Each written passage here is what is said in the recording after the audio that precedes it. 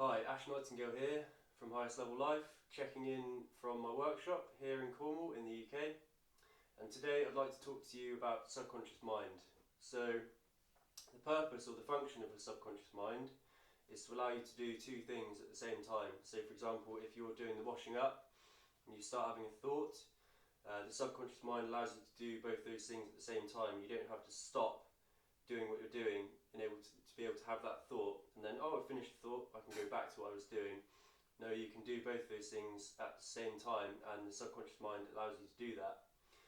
Between the age of 0 and 7, our brain is in what's called a Theta brainwave state, which is a very receptive brainwave state, which means this is why young children soak in everything from the world around them and they're very easily influenced.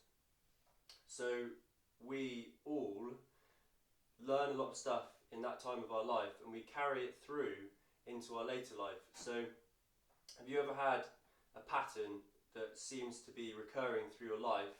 And it could be a positive pattern or a negative pattern. So it could be you're really good with money, or you're really good with relationships, or on the flip side you could be you always struggle with money, or you always struggle with relationships. So there will be a program in place that allows you to do those things, and the chances are that was formed earlier on in your life when your brain was in that theta state.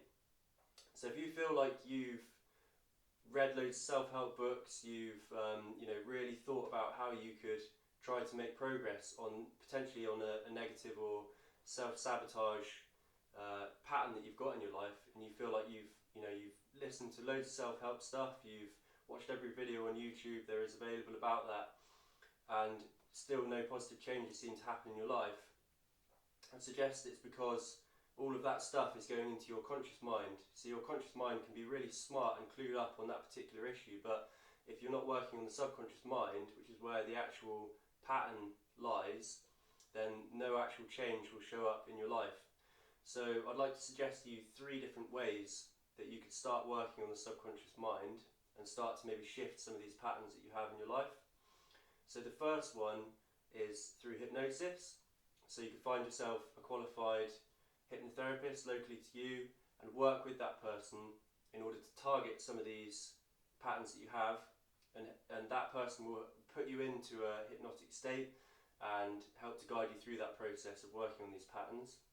The second thing is self-hypnosis. So it's basically the same thing, only you put yourself into a hypnotic state, and maybe even if you find somebody who's going to help you, they might be able to help you also create a self-hypnosis program for yourself.